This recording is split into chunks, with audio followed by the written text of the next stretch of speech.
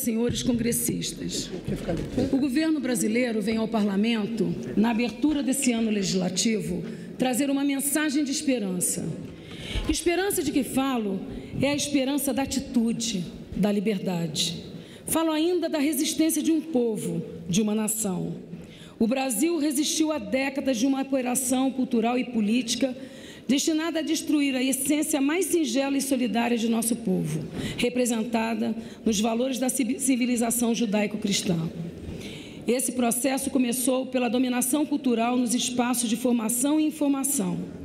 Passou pela ocupação do poder nas estruturas públicas e instituições. E, por fim, chegou ao próprio governo.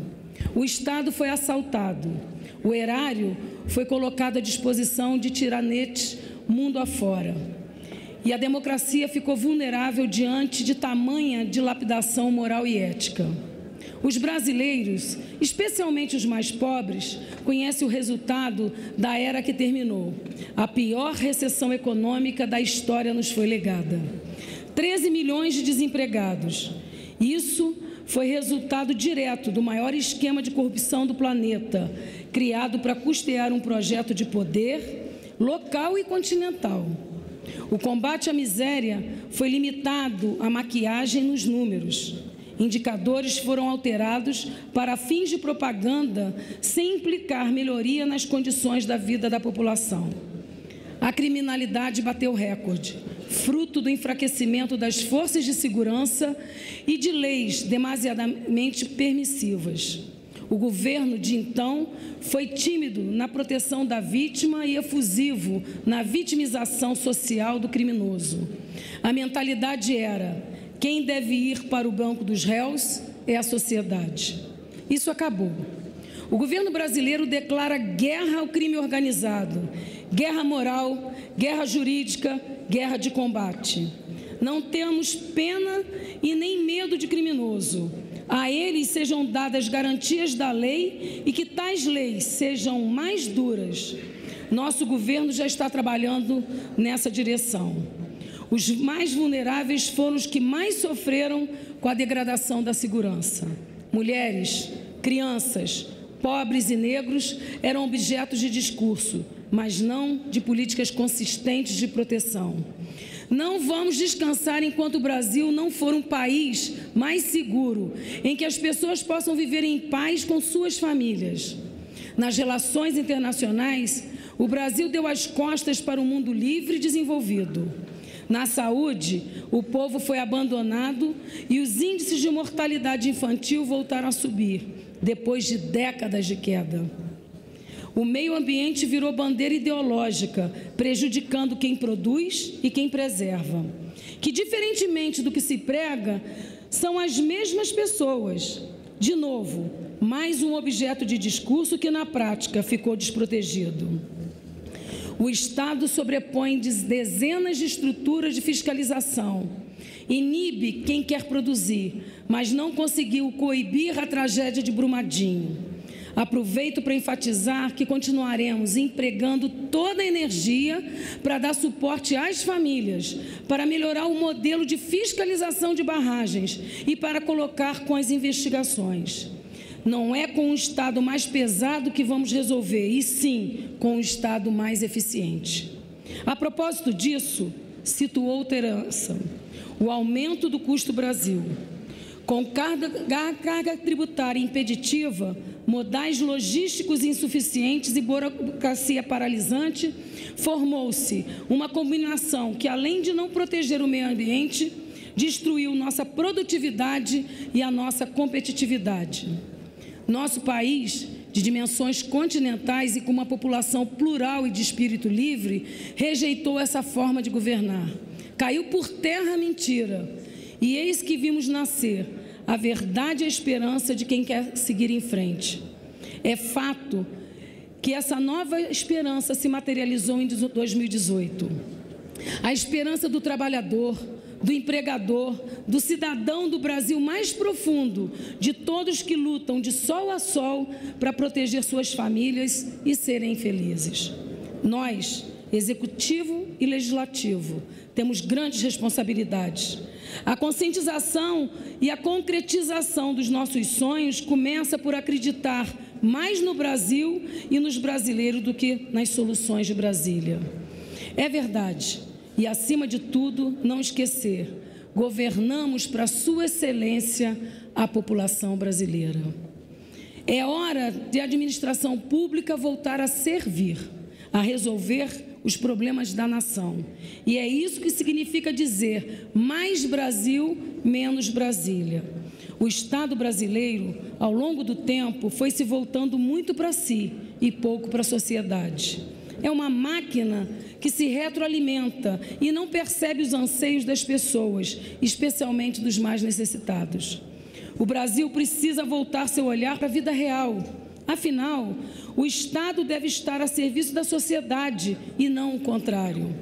A realidade acontece nos municípios, nos mais de 5.000 rincões de vários sotaques que moldam a nação brasileira. Logo, a mudança que queremos e precisamos passa pela união das pessoas de bem, pela coragem dos que conosco irão resistir a todos os ataques que virão pela frente. Passa não só pela escolha de ministros, com trajetória de serviços prestados à nação, como também pelos representantes escolhidos pela população brasileira. Portanto, senhores congressistas, para construir uma nova esperança ao lado das senhoras e dos senhores ante o nosso governo, precisa deixar claro o que rejeita. Para saber por onde queremos ir, é preciso primeiro entender o caminho que se deve evitar. E nós, com a imensa maioria dos brasileiros, rejeitamos as ditaduras, a opressão. Rejeitamos as ditaduras, a opressão, o desrespeito aos direitos humanos. Rejeitamos também os modelos que subjugam o poder legislativo e os demais poderes, seja por corrupção, seja por ideologia ou por ambas. Rejeitamos ainda a perseguição à oposição, a quem pedimos apenas respeito ao país e a dignidade no exercício do seu legítimo papel. Olhar para trás e ver o que está errado faz parte do aprendizado para o futuro. Mas, feito isso, é hora de olharmos para frente e levar o Brasil adiante. Um país só é livre se livre é seu parlamento.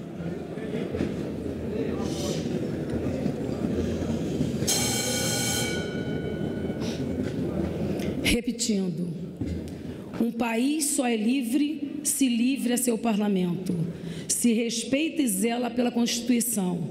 E um país só é desenvolvido se o seu parlamento tem responsabilidades com a evolução, com a transformação e com o progresso.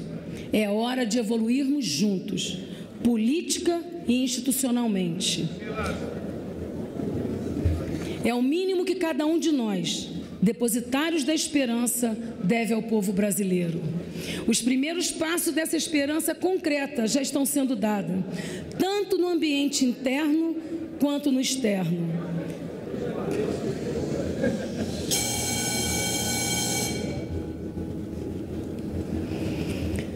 Os primeiros passos dessa esperança concreta já estão sendo dados, tanto no ambiente interno quanto no externo.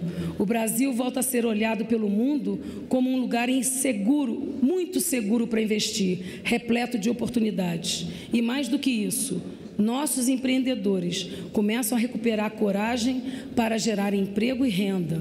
Os níveis de confiança melhoraram, a taxa de investimento parou de cair. Os postos de trabalho voltaram a ser criados e a renda real das famílias começou a dar sinais de melhoria. Estamos conscientes, nós e todos os transformadores e formadores de opinião responsáveis. O grande impulso deste novo ambiente virá com o projeto da nova presidência, retificando, da nova previdência, que é uma pauta de fundamental importância. Estamos concebendo uma proposta moderna e, ao mesmo tempo, fraterna, que conjuga o equilíbrio atuarial com o amparo a quem mais precisa, separando previdência de assistência, ao mesmo tempo em que se combate fraudes e privilégios. A nova Previdência vai materializar a esperança concreta de que nossos jovens possam sonhar com seu futuro por meio de poupança individual da aposentadoria. Um dos itens que está sendo formulado é uma iniciativa que procura elevar a taxa da poupança nacional, criando condições de aumentar os investimentos e o ritmo de crescimento. É um caminho consistente para liberar o Brasil do capital internacional. Ao transformar a Previdência, começamos uma grande mudança no Brasil. A confiança sobe, os negócios fluem, o emprego aumenta. E eis que se inicia um círculo virtuoso da economia. Eis que se inicia um ciclo virtuoso na economia. Não tenham dúvida disso. Essa é uma tarefa do governo, do parlamento e de todos os brasileiros. Mas, é claro, temos outros desafios igualmente importantes. Nossa educação, muitas vezes transformada em espaço de doutrinação ideológica, precisa resguardar a sua qualidade. Os pais do Brasil querem que seus filhos saibam português, matemática, ciências, que saibam ler, saibam escrever, evoluir por suas próprias pernas e que as minorias, as diferenças sejam respeitadas em ambiente acolhedor, afetivo e fraterno. Nosso governo quer recolocar o aluno no centro do projeto educacional a partir de professores respeitados e valorizados. É nesse ambiente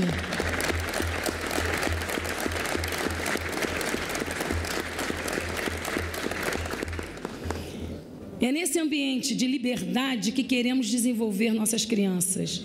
E é liberdade que queremos oferecer também a quem trabalha, a quem empreende, a quem investe.